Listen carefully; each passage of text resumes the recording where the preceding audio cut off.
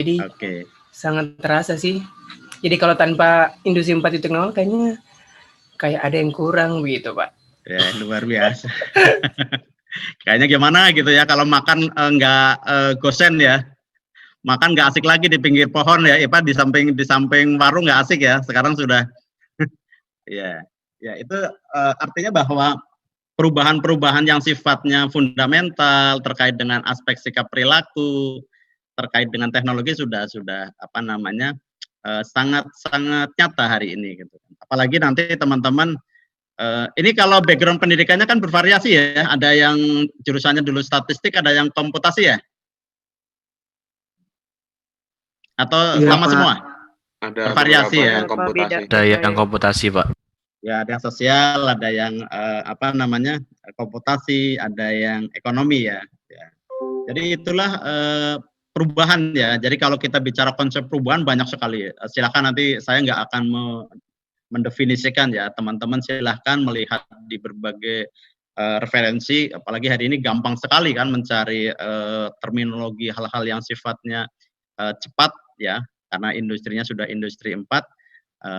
Tinggal search apa itu namanya perubahan banyak sekali. Tapi bahwa perubahan itu intinya teman-teman harus dengan cepat beradaptasi. Makanya kalau sekarang kan di industri 4.0 ada istilah disruptif ya. Disruptif ya. Ada yang pernah baca nggak? Coba Mas Indra. Jadi perubahan di industri 4 ini kan katanya salah satunya disruption. Apa itu? Saya belum tahu, Pak. Belum tahu ya? Ya, coba kalau belum tahu sekedar menjawab dulu apa kira-kira.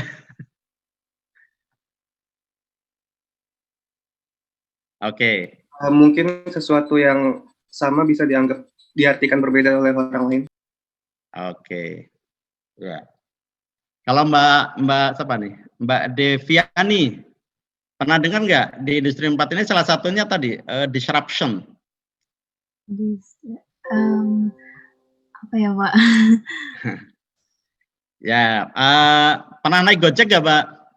Pernah, Pak. Pernah ya, pernah naik ojek. Jadi apa? Ojol sama apa? Ojol versus apa namanya tuh? Yang lama? Ojek pangkalan, Pak. Ojek pangkalan, Pak. Opang versus ojol gitu ya. Nah, itu ya kurang lebih seperti itu. Jadi ada cara baru ya, ada cara baru ya. Menjawab, oh ya. Oh, siapa itu? Silakan. Ricardo, Pak. Iya, gimana Mas Ricardo? Kalau sepengertian saya, disrupsi itu berarti adanya perubahan kayak perilaku ekonomi, Pak, dari yang konvensional ke modern. Jadi kemodernnya itu lebih ke arah kepada internet kayak gitu, Pak. Iya, betul. Jadi artinya Pak. Oh iya, silakan. Wah, kelihatannya antusias nih orang milenial nih. Ya, silakan. Jadi bisa diartikan sebagai sebuah inovasi atau perubahan yang mana bisa mengganti pasar yang baru, bisa menggantikan pasar yang lama.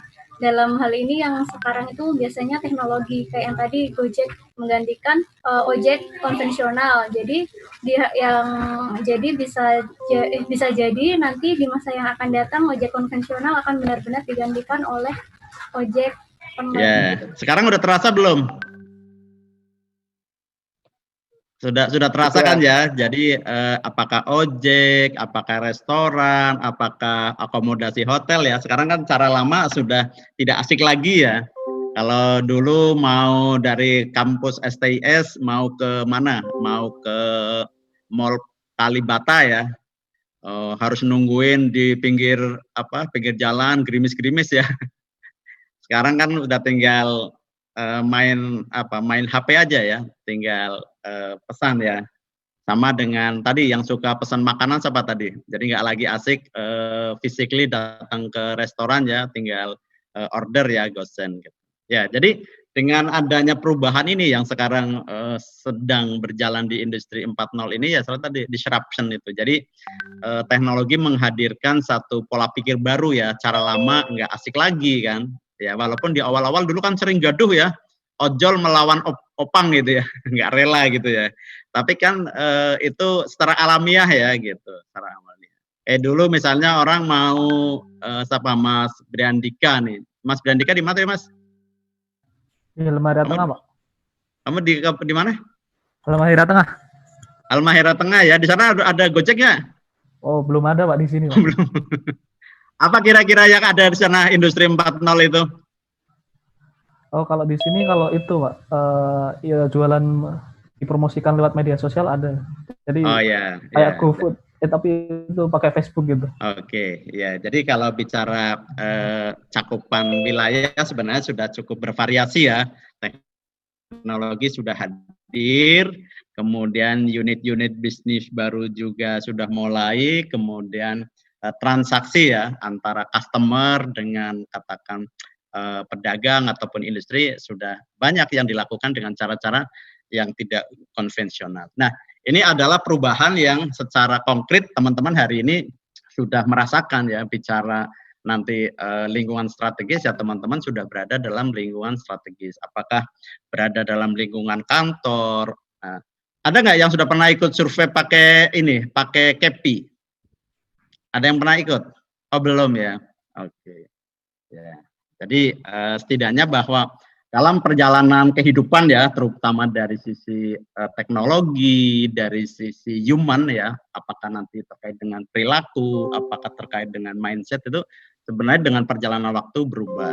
Teman-teman hari ini sudah konkret, belajarnya nggak lagi konvensional, duduk manis di kelas, tapi duduknya di depan laptop, di depan handphone. Oke. Jadi ini bagian daripada memahami perubahan. Jadi saya mungkin tidak terlalu menjelaskan seperti apa itu konsep perubahan. Jadi silahkan saja. Tapi saya lebih kepada hal-hal konkret ya, yang nanti teman-teman secara real mudah memahami, mudah melihat perubahan-perubahan apa sih. Jadi teman-teman bisa merasakan langsung. Jadi dari culture yang tadinya mahasiswa-mahasiswi sekarang menjadi pegawai, CPNS, tentu itu bagian daripada perubahan itu sendiri. Kemudian yang biasanya pagi-pagi harus belajar tentang rumus-rumus yang rumit, sekarang sudah mulai bagaimana belajar menjadi seorang CPNS yang dalam konteks akan menjadi pelayan ya, pelayan masyarakat. Oke. Ya. Kalau bicara hari ini kan tentu tadi sebagian sudah bercerita ya bahwa perubahan-perubahan yang terjadi di industri 4.0 ini ya cara-caranya tentu cara baru semua ya. Jadi serba otomasi ya. Kemarin ke daerah pakai pesawat atau naik perahu? Kapal? Pesawat. Hah? Pesawat, Pak. Pesawat ya. Iya, Mas Januar kemarin berangkatnya naik pesawat ya? Pesawat dan perahu, Pak. Halo Mas Januar. Mas, ya. Waktu naik pesawat, check-in di counter apa check-in pakai HP kemarin? Check-in-nya pakai HP, Pak. Wah, HP ya. Jadi udah otomasi ya. Oke, nah itu salah satunya bahwa perubahan yang zaman saya dulu ya, seringnya itu datang pagi-pagi gitu, antri di depan counter ya. Kayak antri tiket gitu ya. Waduh, sekarang saya lihat udah tinggal sambil ngopi ya. Ngopi, duduk-duduk manis, sudah check-in, sudah record gitu ya. Mbak Nabila kemarin check-in-nya apa? Konvensional apa pakai HP? Konvensional, Pak. Konvensional ya? Kok milihnya konvensional? Kamu kan milenial. Nggak apa-apa. Oh, lebih asik kali ya, biar ketemu sama ini ya, mas-mas yang di counter itu ya. Oh, enggak juga. Oke, kalau Mbak Deviani kemarin check-in-nya pakai apa? Otomasi apa datang ke counter? Datang ke counter, Pak. Oh, gitu ya. Iya. Ya nggak apa-apa sih, semuanya yang penting kan terangkut ya, semuanya boarding ke masing-masing tujuan ya. Ya, jadi bahwa perubahan yang konkret hari ini terkait dengan tadi perilaku ya. Ini kan perilaku juga ada yang tadi seperti Mas Januar online, kemudian Mbak Nabila, Mbak Deviani lebih kepada cara-cara yang mesti harus datang ke counter. Tapi ini semuanya juga dalam rangka sebenarnya sudah adaptif terkait dengan perubahan teknologi. Nah, Kemudian yang sekarang juga terasa di dalam perubahan industri 4 ini apa? Big data ya. Ya, luar biasa ya. Hari ini kan di mana-mana orang sudah bicara tentang big data. Kemudian bicara tentang cloud computing ya. Jadi sekarang kan kalau Latsar tuh apa-apa bikinnya membuat monitoring dengan menggunakan Google Drive gitu ya. Membuat something dengan Google Form gitu ya. Jadi sekarang bahasa-bahasa cloud itu sudah menjadi sebuah kebiasaan baru ya. Mas Wilhelmus kayaknya juga besok mau bikin itu ya, mau bikin sesuatu di cloud ya. Tidak Pak, tidak. Oh tidak. Kenapa enggak? Dikasih tugas lain Pak dari atasan. Oke. Ya, oke. Jadi memang secara perubahan ya, kalau bicara tentang lingkungan kita ya, hari ini yang tadinya semuanya disimpannya di misalnya di hard disk, kemudian supaya bisa mobile, misalnya di flash disk, kemudian supaya lebih lincah lagi, sekarang sudah di Google Drive gitu ya. Jadi itu memang perubahan-perubahan yang secara signifikan sudah memudahkan ya, memudahkan. Jadi cara-cara lama tadi nggak asik lagi gitu ya. Masa kemana-mana bawa eksternal ya. Zaman saya dulu senang banget tuh, keren tuh bawa eksternal tuh ya. Kayaknya gagah gitu ya, pamer-pamer eksternal. Sekarang udah nggak lagi gitu ya. Apalagi sekarang ya semuanya serba big data ya. Jadi luar biasa. Ya, jadi beberapa hal ya tadi ada internet, kemudian otomasi, kemudian pengelolaan data yang dari sisi kecepatan, dari sisi keakuratan juga sudah luar biasa. Ya sekarang kan misalnya sensus penduduk 2020 ya, sekarang kan sudah lebih lebih lincah ya. Kalau dulu kan full dengan paper ya, paper dan pensil, sekarang kan sebagian sudah menggunakan online ya, menggunakan cara-cara industri 4.0. Ya, itu perubahan-perubahan yang secara konkret dialami oleh kita semua hari ini. Jadi teman-teman yang nanti tentunya harapannya tidak hanya sampai CPNS tapi menjadi PNS, tentunya sudah sangat memahami ini ya. Jadi kalau saya perhatikan di dalam konteks membuat aktualisasi rancangan itu umumnya teman-teman milenial ini memilih tadi membuat sesuatu tapi sudah unsur teknologinya sudah hadir. Apakah membuat sesuatu di Google Drive atau di Google Form dan sebagainya. Ini sudah mulai mulai menjadi kebiasaan baru. Ya, ini kalau kita lihat ya, artinya sekarang begitu cepatnya ya. Jadi teman-teman dengan misalnya ada yang biasa menggunakan ini transfer tidak perlu ke ATM, langsung dengan HP. Misalnya Mbak Amitra mau ngirim transfer ke Samwan gitu ya. Kan cukup pakai itu ya, HP ya. Nggak perlu capek-capek ke BRI ya. Nggak perlu capek-capek ke ATM ya, langsung TikTok di itu udah terkirim ya. Jadi Samwan di dalam real time juga sudah dapat ini ya, notifikasi gitu ya. Ya. Jadi memang di dalam konsep perubahan yang harus dipahami oleh teman-teman, terutama gimana? Kenapa Mbak Mira? Mbak Amrita? Enggak Pak. Oh enggak, kirain ya. Ya, jadi adanya tadi smart industry ya. Jadi semua yang teman-teman sekarang rasakan, apakah dengan kebiasaan makan, kuliner, sekarang sudah tidak lagi cara-cara yang sepenuhnya cara lama, tapi sudah cara baru. Kemudian cara belajar juga tidak lagi cara lama, sebagian sudah cara baru. Membeli buku juga sekarang tidak lagi mungkin tidak buku-buku yang fisik ya, tapi sudah dalam bentuk soft ya.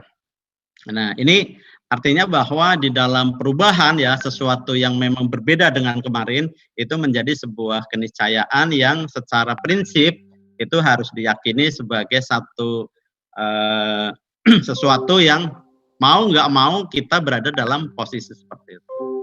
Ya, kalau dulu mungkin zaman saya namanya handphone barang yang baru ya. Kalau teman-teman tuh sudah lahir di zaman handphonenya sudah canggih ya. Jadi semua yang terkait dengan perubahan-perubahan yang tadi Industri 4 ini memang sudah teman-teman pas di dalam perubahan itu sendiri. Ya. Sekarang kalau kita lihat perubahan di BPS ya. Oke. Ini siapa nih sebelah kiri kira-kira Mbak Nabila? Ada bapak-bapak ganteng nih. Soryanto, Pak. Pak Kecu. Pak Kecu. Oh, Pak Kecu itu kepala BPS ya? Saya, Oke, ya Pak Kecu. Ya, kalau pernah masuk ruangannya Pak Kecu belum? Belum, Pak. Oh, belum ya. Jadi kurang lebih ruangan beliau seperti inilah. Jadi ada mejanya, ada rak-rak bukunya ya. Ya. Kira-kira kalau kita melihat di sana ya, ini kan begitu tertata rapinya ya buku-buku itu ya, printed gitu kan. Di sana ada mungkin ada data PDRB, ada data PDB, ada buku tentang LBDSE, laporan sosial ekonomi dan sebagainya ya. Ya. Nah, kalau misalnya kita lihat ya, kalau kita lihat hari ini ya, bahwa beberapa publikasi, beberapa produk ya BPS itu sudah relatif sedikit yang dicetak ya, sudah relatif sedikit yang dicetak dalam bentuk fisik ya. Jadi sebagian itu sudah ada di web ya, webnya BPS. Sebagian ada di dalam akses di Android ya. Nah, ini adalah perubahan yang secara nyata BPS lakukan. Nah, apa sih kira-kira yang menjadi urgensinya BPS itu mentransformasi kan dari cara-cara yang katakan tadi ada buku perekonomian Indonesia dicetak, sekarang sudah ada di web atau mungkin sebagian sudah bisa diakses melalui Android.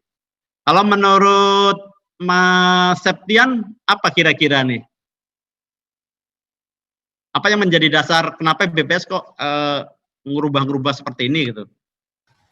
Kalau menurut saya mungkin tentunya untuk memudahkan bagi pengguna data, Pak. Jadi dengan adanya penggunaan aplikasi atau web kayak gini kan pengguna data menjadi lebih mudah untuk mengakses data dari BPS. Ya. Jadi ada unsur kemudahan ya. Ada unsur lebih mudah ya. Oke. Iya, Pak. Kalau menurut Mas Pamungkas, ya. Jadi tadi katanya salah satunya dengan perubahan dari yang cara lama fisik menjadi non fisik ada di web itu ada kemudahan. Selain itu apa Mas? Ini kan perubahan yang secara konkret dilakukan BPS. Apa Mas kira-kira?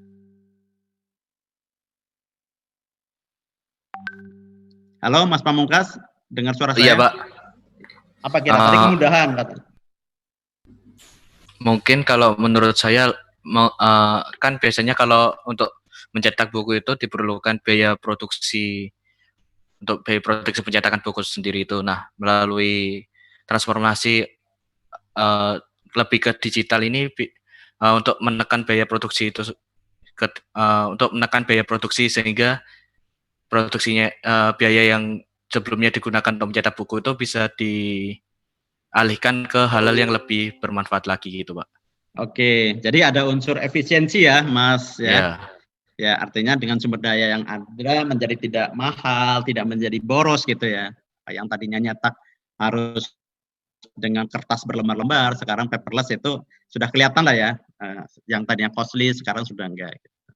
Kalau menurut Mbak Farah, halo Mbak Farah, kamu udah sarapan belum? Belum Pak. Belum? Waduh.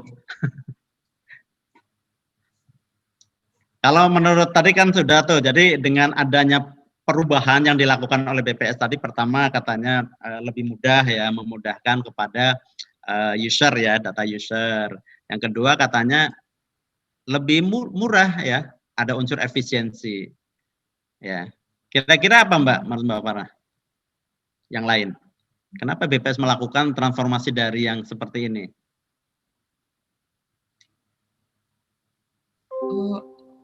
lebih apa ya, lebih memudahkan sih. Mudah Selain udah mudah. tadi, jangan yang mudah dong. Lebih mudah dimonitoring juga. Dimonitoring, ya. Lebih mudah dimonitoring ya. Kalau Mbak Yosefin, apa ada sesuatu yang memang menjadi urgent, ini harus dilakukan gitu. Nanti kan teman-teman pasti akan membuat aktualisasi dengan cara yang lama atau cara baru kira-kira Mbak Yosefin nanti membuat aktualisasinya. Memilih cara lama atau cara baru? Cara baru kan, kalau cara lama ya artinya tidak ada inovasi, tidak ada kreativitas. Nah, apa Mbak kira-kira yang menjadi sesuatu yang BPS akhirnya melakukan perubahan-perubahan dari cara yang tidak teknologi dengan menggunakan yang teknologi. Tadi sudah apa tadi? Mudah ya, mudah, kemudian murah, efisien gitu ya. Apalagi Mbak? Menurut saya sih Pak, kayak kalau misalnya buku, kalau misalnya publikasinya berbentuk buku gitu kan, kalau yang maksudnya lembaga-lembaga lain gitu udah mulai menggunakan ke digital gitu, nah BPS masih buku gitu. Jadi yang maksudnya peminat datanya BPS nih minat gimana ya? Maksudnya minat baca buku itu semakin hari semakin kurang, orang semakin ke digital, jadi mungkin BPS memikirkan itu juga. Ya, oke. Digital ya. Jadi dalam rangka go to digital ya. Jadi karena industri 4 ya mau nggak mau harus digital ya menjadi salah satu langkah yang ditempuh. Pernah teman-teman ada yang pernah ini nggak dengar slogan-slogan BPS tuh yang cheaper, apalagi? Cheaper apalagi? Better, terus faster. Jadi salah satunya dalam rangka tadi cheaper, lebih mudah kan, cheap murah kan. Jadi kenapa ini dilakukan dari yang kertasnya berim-berim sekarang enggak. Better ya lebih baik karena dengan cara ini kan lebih mungkin tampilannya pakai infografis, lebih eye catching gitu kan, lebih modis, lebih dinamis gitu kan. Perubahan yang berikutnya tadi faster ya. Jadi pelayanan ini menjadi cepat ya. Nggak lagi data user ya, pengguna itu datang ke BPS, tidak lagi menunggu di perpustakaan, cukup tinggal akses di web. Meskipun ya masih ada beberapa permasalahan, tapi setidaknya ini sudah dilakukan perubahan-perubahan yang fundamental, yang orientednya kepada kepuasan pelanggan. Ya, jadi cheaper artinya yang tadinya biaya tadi disebutkan mahal, sekarang sudah murah ya, efisien, sumber daya keuangan, sumber daya orang, sumber daya waktu, sumber daya mesin gitu semakin terasa. Kemudian ya better ya tadi lebih bagus. Kalau yang dulu bertumpuk-tumpuk kertas, bertumpuk-tumpuk publikasi, sekarang sudah enggak, faster, jadi orang yang mengakses bisa lebih cepat. Dan ini sudah semakin terasa ya bahwa BPS secara fungsi ya, tugas fungsinya semakin ditunggu oleh para pengguna terkait dengan data-data strategis. Ya, data strategis ya. Kalau Mbak Alvin pernah dengar nggak data strategis? Ini kan perubahan BPS selalu cepat tuh, apalagi data-data strategis. Contohnya apa tuh? Coba satu aja data strategis itu apa? Data strategis, contohnya kemiskinan, Pak. Ya, kemiskinan. Data kemiskinan. Ya, kemiskinan. Itu yang biasanya dipublish di salah satunya di LBDSE ya. Ada yang pernah buka LBDSE nggak? Buku yang isinya tentang kumpulan data-data strategis ya. Mas Jody pernah lihat nggak buku LBDSE, Laporan Data Sosial Ekonomi? Belum ya, nanti tinggal lihat buka web BPS itu. Sayang tuh kalau itu paling enggak kalau pernah membaca itu keren tuh, mulai ada inflasi, kemudian ada PDB, ada kemiskinan, ada pengangguran, ada ekspor, impor dan sebagainya. Itu sangat komprehensif ya untuk data-data strategi. Jadi bagaimana perubahan BPS secara output juga sudah semakin kelihatan di sana, yang tadinya tampilan grafiknya grafik yang ya kaku ya, sekarang sudah infografis. Kemudian beberapa apa namanya yang tadinya tebal sekarang sudah tipis, dan itu semua bisa diakses dengan cepat. Oke. Ya, ini ada apa ya? Ya katakan orang-orang hebat ya yang bisa menginspirasi ya, yang bisa menginspirasi kita. Ini pertama siapa nih? Charles Handy ya. Jadi kata Charles Handy terkait dengan konsep perubahan, kita akan membuat kesalahan bila kita beranggapan bahwa masa depan adalah kelanjutan masa lalu. Sebab masa depan itu akan sangat berbeda dengan masa lalu. Kita harus meninggalkan cara lama agar kita sukses menghadapi masa depan. Ya.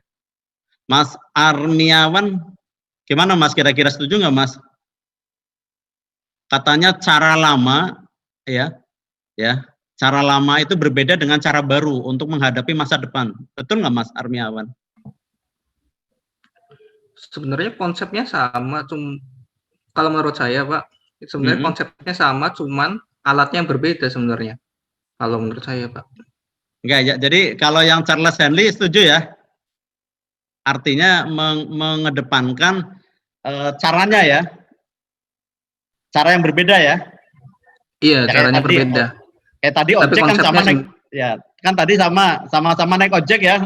Naik ojek kan pasti naik motor ya, nggak naik sepeda kan? Ya ada juga ojek. Iya, maksudnya gitu Pak. Konsepnya sama untuk namanya mengantarkan orang, tapi alat.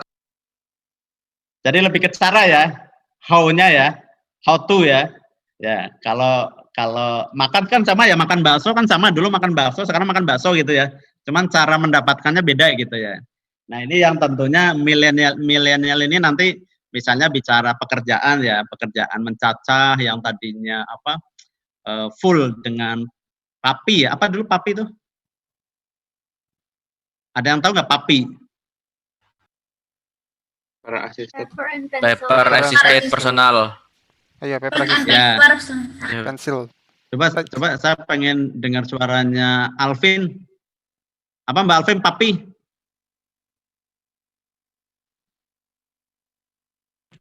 Halo Mbak Alvin.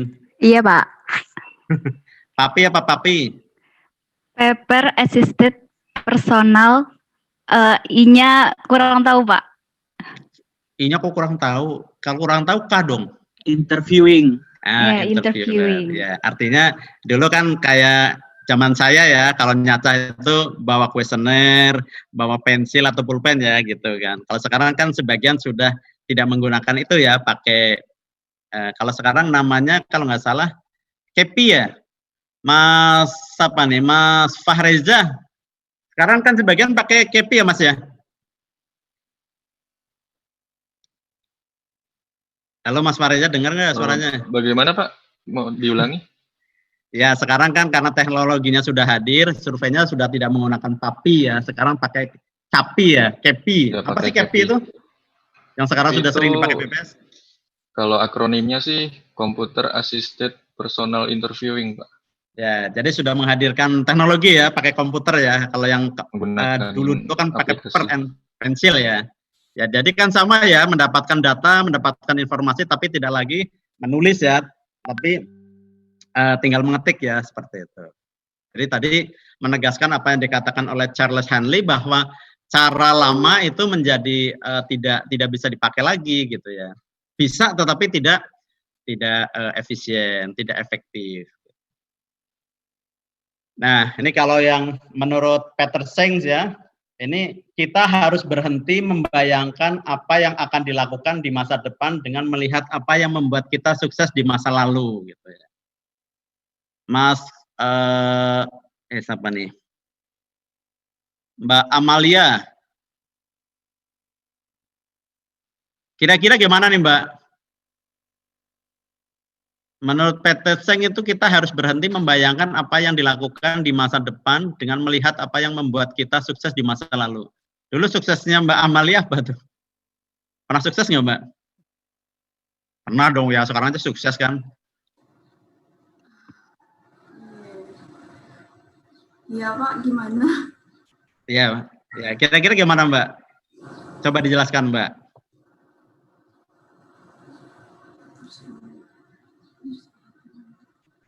Contoh yang mudah misalnya, misalnya pada saat waktu masih kuliah misalnya. Waktu masih kuliah kalau ngolah-ngolah data manual atau udah pakai SPSS? Menggunakan SPSS, Pak. SPSS ya, oke. Terus sekarang kan sudah banyak ya software-software yang baru ya. Ya mungkin softwarenya sama SPSS versi ke N. Sekarang mungkin udah software SPSS versi N++ gitu ya. Ya. Jadi selalu ada sesuatu yang baru untuk membuat ya, apakah output, apakah produk-produk lain itu menjadi baik. Ya, contohnya misalnya ketika dulu ya membuat grafik ya, grafiknya pakai Excel ya atau Word itu kan, insert grafik tuh ya. Udah zaman saya kan seneng banget tuh membuat grafik di Word ya, insert grafik gitu ya. Jadi si grafiknya, tapi sekarang kan membuat, katakan itu sebagai ukuran sukses ya, bikin publikasi salah satunya adalah ada grafik ya. Nah, grafik sekarang kan nggak grafik yang statis ya, sudah pakai infografis ya. Nah, itu salah satunya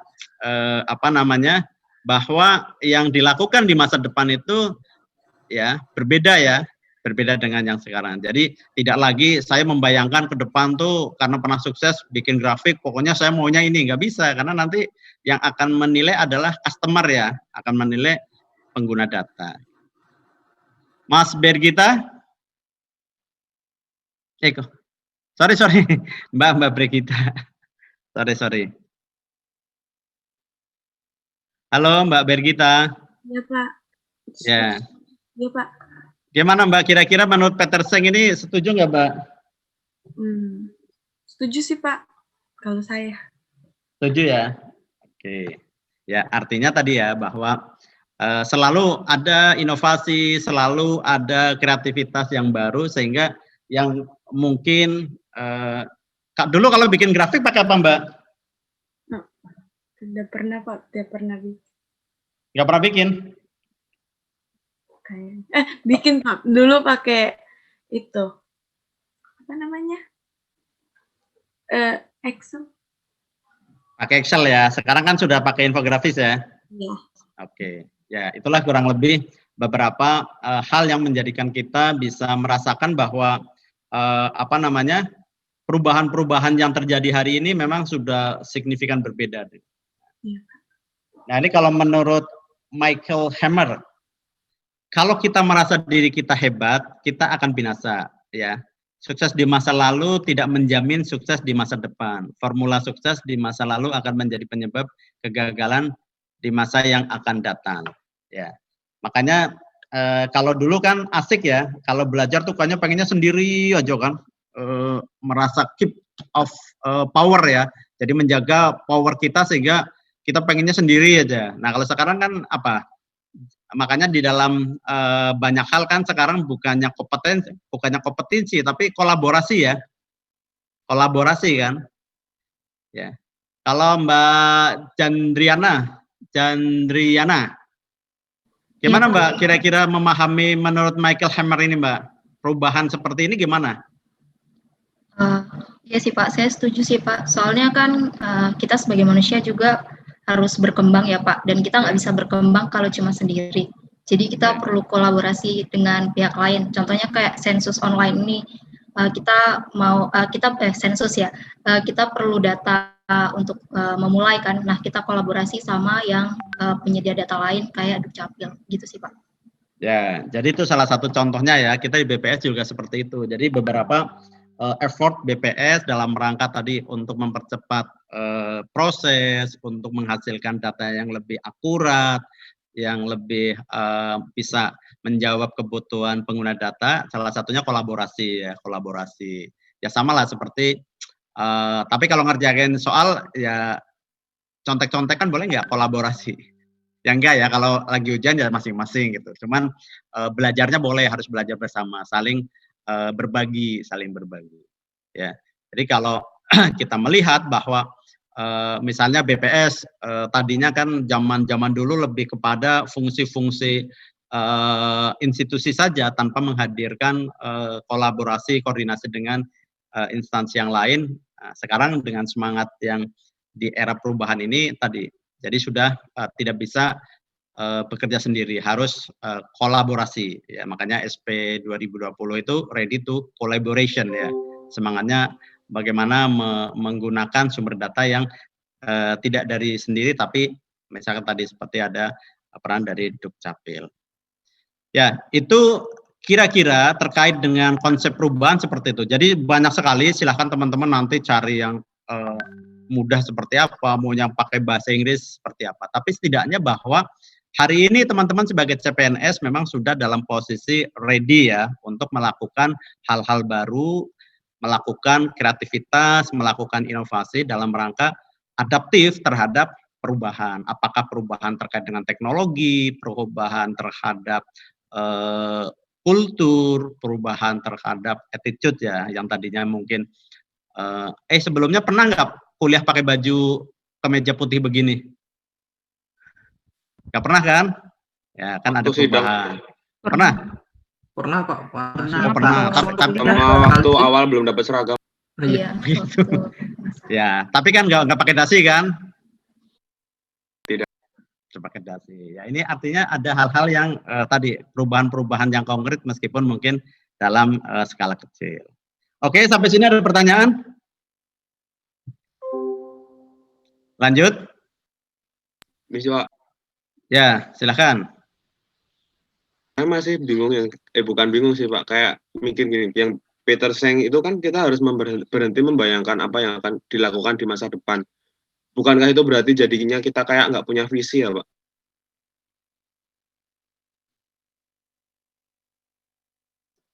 Halo, gimana? Jadi saya agak kurang serak dengan perkataannya dari Peter Seng. Ya. Halo? Ya, halo, gimana? Jadi perkataan Peter Seng itu kan kita harus berhenti membayangkan apa yang akan dilakukan di masa depan. Nah, itu bukannya jadinya seolah-olah kita nggak punya visi ya, Pak? Ya, ini kalimatnya jangan dipenggal ya. Kan kita harus berhenti membayangkan apa yang akan dilakukan di masa depan ya, dengan melihat apa yang membuat kita sukses di masa lalu gitu kan. Jadi gini, contohnya gini, saya terbiasa sukses membuat presentasi dengan PowerPoint ya gitu kan. Misalnya gitu kan. Nah, padahal dengan teknologi ini kan ada apa? Prezi apa namanya? Apa namanya itu yang Prezi, Pak. Ya misalnya gitu. Ya, Pak, ternyata suatu saat karena saya terlalu membatasi diri ya, pokoknya saya akan tetap hanya dengan PowerPoint misalnya kan. Nah, sementara perjalanan waktu orang sudah terbiasa dengan Prezi gitu kan. Ya. Artinya kan itu membuat kita menjadi outlier ya. Yang lain sudah pakai ini gitu. Begitu loh maksudnya. Jadi salah satu contoh ya kayak tadi, sekarang orang sudah terbiasa membuat yang namanya grafis pakai tidak hanya yang statis tapi dinamis, tidak hanya pakai infografis tapi sudah ada yang pakai motion grafis gitu ya. Tapi karena saya terbiasa dengan tadi grafik yang ada di Excel gitu ya. Wah, pokoknya kalau dikasih bos bikin grafik pakai itu. Kira-kira bos gimana tuh? Bos minta grafik gitu. Tiba-tiba grafiknya dari cara kita yang biasanya pakai Excel, sementara sekarang sudah ada yang luar biasa lebih eye catching gitu. Seperti apa kira-kira tuh untuk menjawab yang ini Peter Seng ini? Terjawab nggak kira-kira Mas? Saya yang kurang ngeh aja ternyata tadi Pak. Iya. Jadi artinya kita punya kesempatan karena kan knowledge kita itu sebenarnya besar ya, kapasitas kita kan besar. Kayak saya misalnya kan kolonial nih. Jadi kalau mau istilahnya kekeh, saya kalau bikin presentasi itu maunya pakai ya cara-cara yang dulu lah ya. Tapi sekarang kan karena adaptasi dengan perubahan-perubahan baru, perubahan dengan orang, perubahan dengan teknologi, makanya terus ada peluang. Makanya long life learning itu tadi sepanjang hidup belajar gitu kan, supaya nanti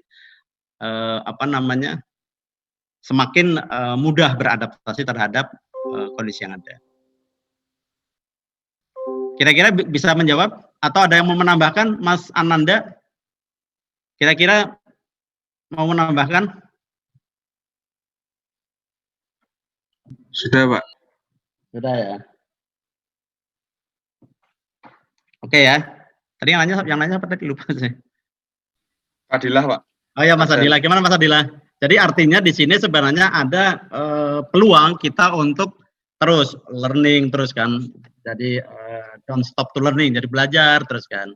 Makanya adaptif terkait dengan perubahan-perubahan yang ada. Oke. Terima kasih, Pak. Ya, sama-sama.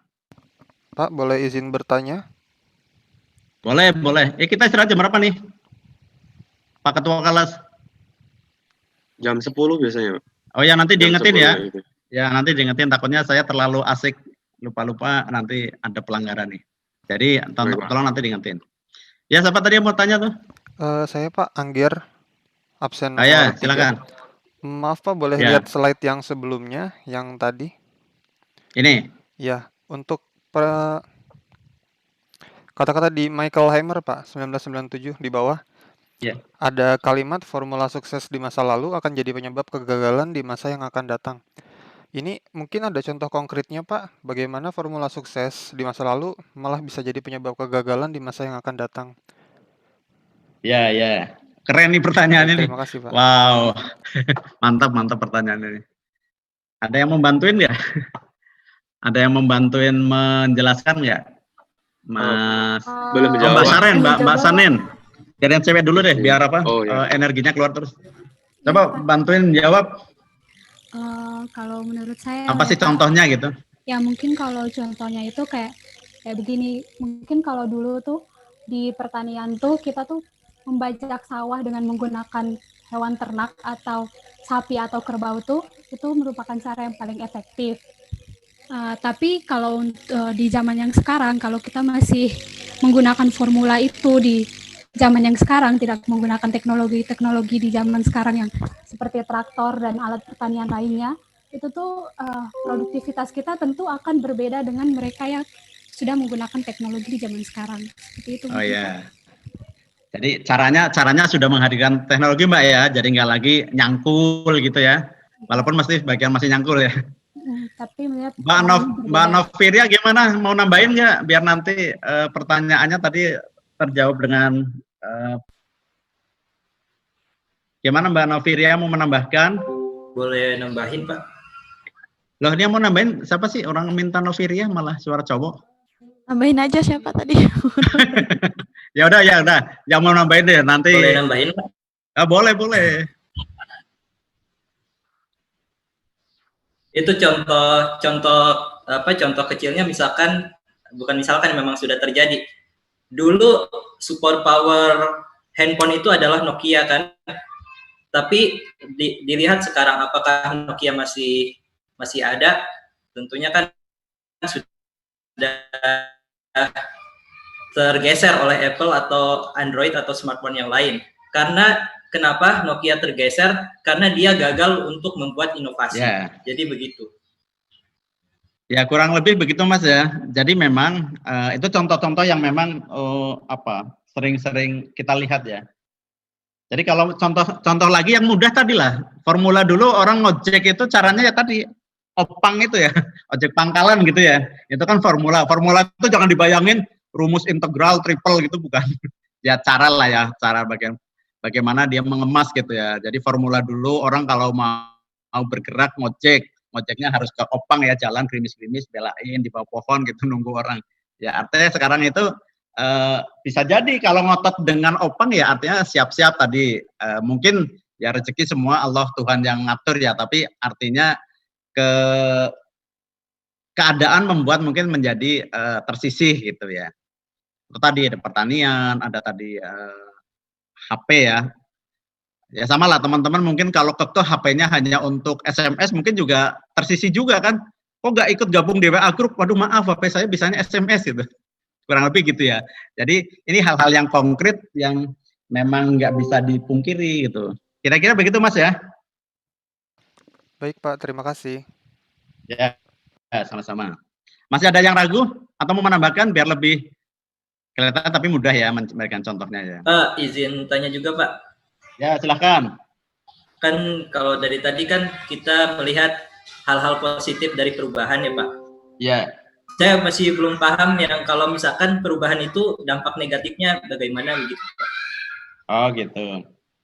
Ya, ya tentu semua perubahan itu ada pro kontra ya, ada positif, ada negatif, ada manfaat, ada tidak manfaatnya. Kalau Mbak Amalia bisa bantu jawab apa sih dampak negatif dari perubahan? Ya tadi, apa kira-kira bisa dikasih contoh?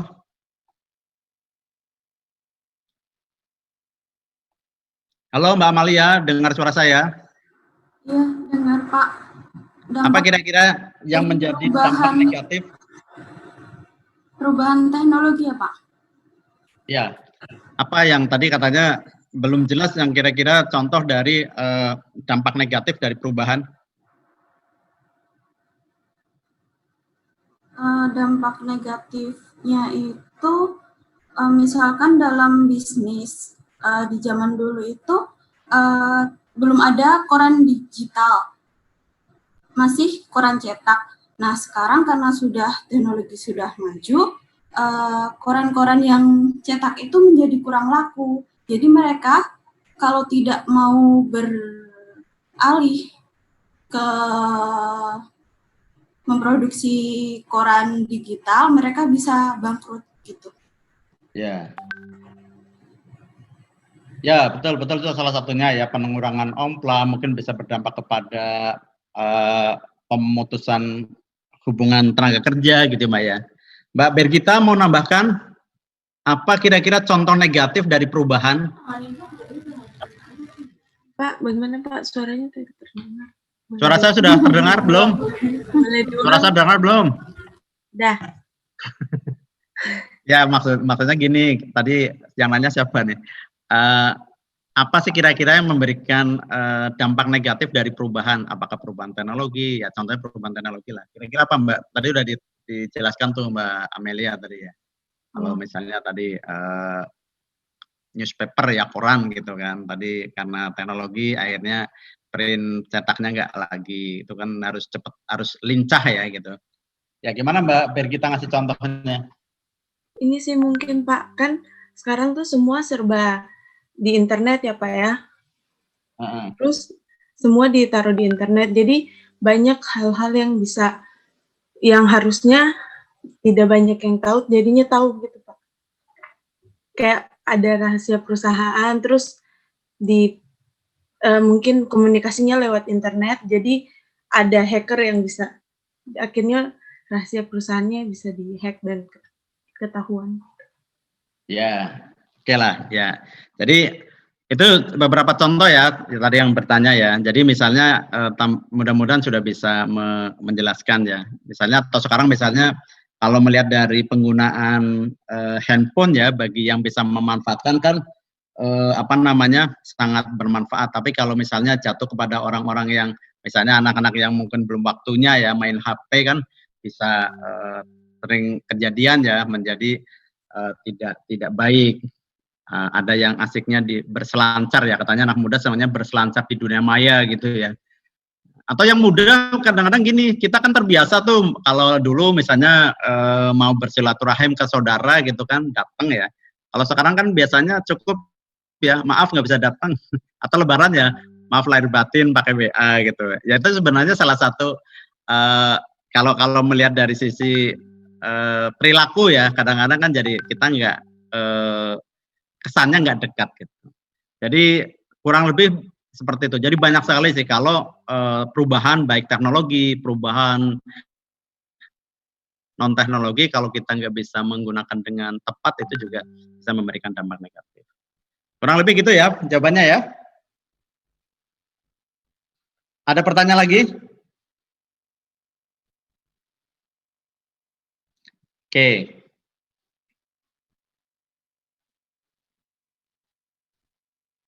Ya, tadi terkait dengan konsep perubahan ya. Jadi salah satu yang menjadi hal penting di dalam pemahaman analisis isu kontemporer adalah bagaimana teman-teman memahami tentang konsep perubahan. Karena nanti sebenarnya dalam waktu yang pendek ini dalam Latsar, teman-teman nanti kan harus membuat aktualisasi ya. Jadi harus apa ya kira-kira yang sekarang mungkin di unit saya kok kayaknya publikasi berserakan ya, tidak rapi, kan perlu ditawarkan. Atau misalnya buku panduannya kok jadul banget ya, konvensional, pakai cetak tebal ya. Wah, berarti saya perlu panduan yang eye sketching, yang bisa misalnya dibawa kemana-mana gitu kan, bisa dimasukkan di katakan Android gitu kan.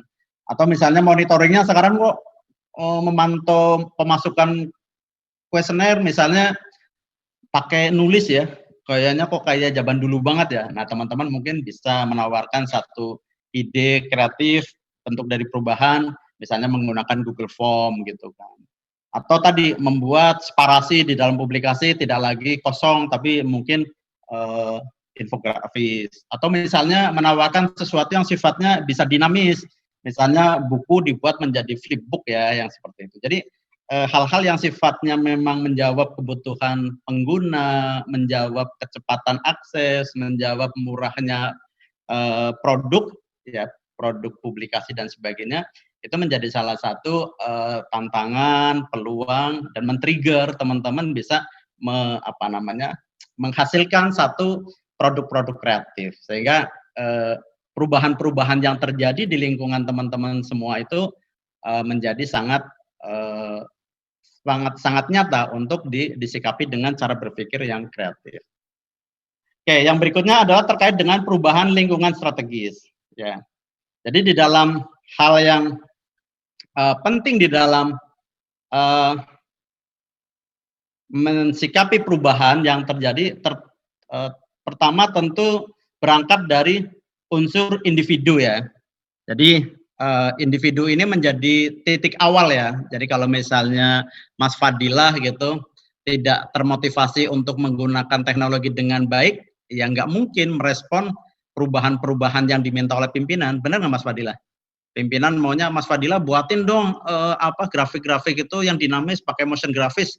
Tapi karena individunya tidak open mindset ya, oh Pak saya maunya statis aja deh, saya senangnya pakai grafik-grafik yang ada di Excel gitu kan. Itu kan artinya tidak respon terhadap lingkungan itu ya.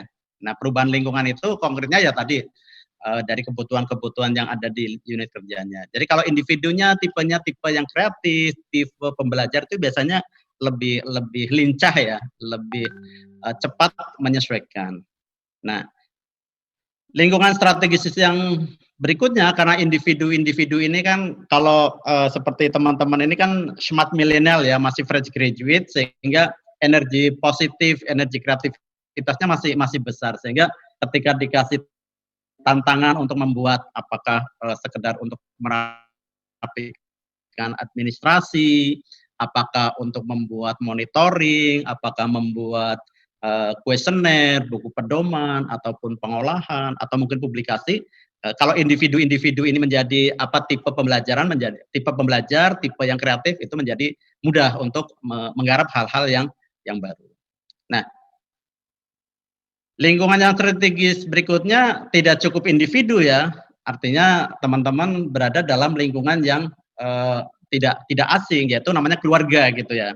Nah, keluarga ini juga menjadi bagian yang penting, karena kalau makanya kan kadang-kadang ada kenakalan remaja ya, mungkin bisa jadi secara individu si A nakal, si A tidak disiplin, bisa jadi mungkin di keluarga ada sesuatu yang membuat dia nakal gitu kan, tidak menemukan kebahagiaan, tidak ada komunikasi, kemudian mungkin sering ada hal-hal yang membuat dia tidak nyaman, sehingga individunya mungkin baik, tapi karena keluarga lingkungan yang inti itu tidak menjadikan lingkungan yang sehat, itu juga bisa memberikan lingkungan itu menjadi lingkungan yang tidak baik. Perubahan-perubahan strategis itu bisa menjadi terganggu.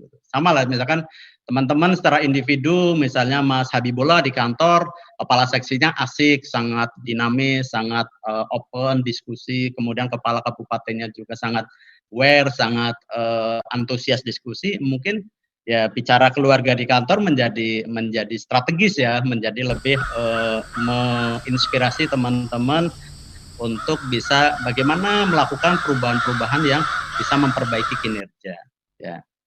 Misalnya Mas Ricardo, gimana Mas Ricardo selama ini? Lingkungan ya, lingkungan di kantor mensupport nggak? Mas Ricardo kan katakan tipe orang yang dinamis, yang tipe-tipe pembelajar. Di keluarga, katakan keluarga di kantor lah gitu, atau keluarga support nggak selama ini? Iya Pak, jadi kalau seandainya ada saya disuruh buat sesuatu itu biasa kakak-kakak itu mereka bantu saya Pak.